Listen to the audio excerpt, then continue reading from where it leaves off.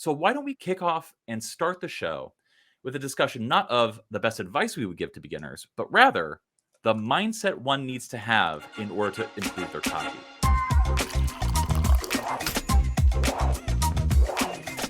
I think the one thing that everyone has to learn and come to terms with is the fact that you suck at copywriting, and you will always suck at copywriting, because no matter how good you get, you will look at something you just wrote and think, God, that was just awful. And the sooner you come to terms with the fact that your writing will always be awful, the easier it will be to get over yourself and just keep writing. If you are stuck in your house, practicing theory all day, trying to wait for the opportunity for your copy to be good before you put it out in the world, that day will never arrive. I've been in the direct response business since 2013, and I still feel like you will always feel like you can be better. You've got to get used to killing your babies with copy.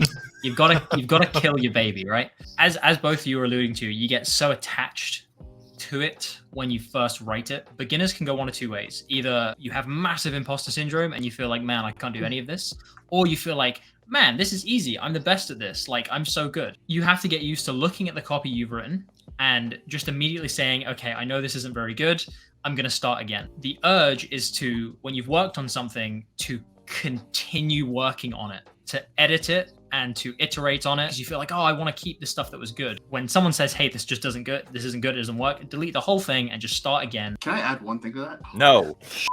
Well, I'm going to do it anyway. There are often times when you will write something, you'll look at it, you'll be like, wow, this is really well composed. I've got all my components here. I've addressed everything that this piece of copy needs to hit. You send it to the client, they're like, okay, cool, copy. And they put it out there and it just doesn't work for whatever reason. It's bad day, bad time of the month. And you will have written something that's really, really good and it still just won't really deliver. It's not just you and how good you are. It's also the environment, it's also the audience, it's also a lot of things outside of your control, and coming to terms with that audience and kind of trying to learn and be curious about it even when your stuff doesn't land. But two, it's also just kind of being okay with something not hitting. It's okay to fail, it's okay to flop, as long as you come back at it the next time, even when it feels like it's out of your control. When you were doing copy, you were not writing for yourself. You were not writing according to what sounds good to you. You were writing for an audience. You are also not reinventing the wheel here. So much of copywriting is seeing what is working and using that to your advantage. I think what you guys said is very, very valid. I think one of the most important things to,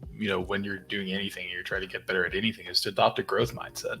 To be a little less focused on, oh, I'm going to do this or I'm going to be that. I think you just need to have, a healthy, point of view or mindset where you're like, well, I'm trying to grow, I'm trying to improve, and improving means failing, and it means succeeding, and it means reflecting on what you've done right and what you've done wrong. Ask yourself critical questions like, how can this be interpreted, right? Or when you're reading copy about other people, you can think, what is this trying to accomplish? What's the goal of this piece of copy here or this paragraph? By being curious, you make learning so much easier because you genuinely become involved and engaged with the learning that you do. If you can't shift your focus or your mindset to be a curious person or a curious learner, it's going to be really hard to get better. It's going to be really hard to stay, with any craft, craft like copywriting, because copywriting is a craft.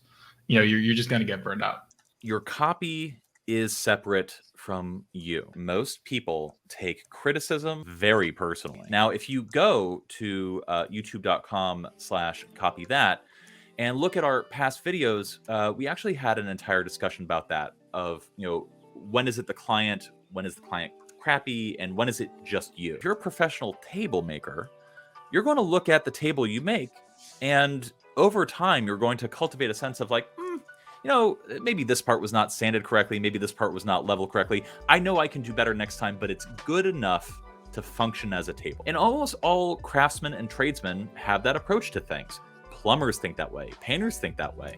There's always something that you can improve. If your cabinet is lopsided, isn't hanging, the door is on one hinge, it's pretty obvious to see that the cabinet you made sucks nuts. The thing that you need to do as a cabinet maker is redo it so that you get paid that hot, nasty money. One thing that I've noticed among copywriters is that if you point out the fact that the cabinet they make, metaphorically speaking, is lopsided and doesn't work for you, they get real uppity real fast. The copy that you make has nothing to do with you as a person. It either works for a business or it doesn't. There will be times where you make the perfect cabinet, but it doesn't fit the bill for the business. The copy that you make could bomb. Senior copywriters, people who've been doing this for decades, they only have a 30 to 50% hit rate. You as a beginner have to adopt the mindset that failure is inevitable no matter what stage you are in the process. And also, failure facilitates learning. Failure is inevitable. You will fail, and you'll fail often. And every single time you fail, you'll be able to learn something from that. What I would advise to people as they progress in their career is to adopt something. I believe in like Zen and Buddhism, it's called the beginner's mind. You have to ignore, or at least put aside, your prejudices, your presuppositions, the things that you know work. I would advise you to always leave a little bit of margin of error, a little room for doubt, so that you don't ignore out of hand something that contradicts your experience or your knowledge. View the copy as separate to you. Like, it's not your thing. It's not you on paper. It's a thing you're creating to try and fit a bill. Each thing I make is a test. Every time you write something, end the writing session with, this is a test. I'm gonna put this out into the world and see if it works. I'm gonna give this to a client and see if they like it. This isn't the best that I possibly have to offer. This is a test. And if it works, great. If it doesn't, then I'll learn from it and move on. We could, of course, tell you things like recently certain types of headlines have been working, or recently like this particular marketing approach has been working really well for getting six-figure clients and retainers. But like, you discover that stuff by having the right mindset. Whereas you don't need to listen to people like us if you're just approaching things correctly. And I know, not good for sales and stuff like that to tell people that they can do it on their own, but you can. You'll just get there faster and better and with more puns with us. They could, maybe. We're not guaranteeing that, Rob. Yes, it is entirely possible that they could potentially get better under our tutelage. And by tutelage, I mean by subscribing to patreon.com/thecopythatshow.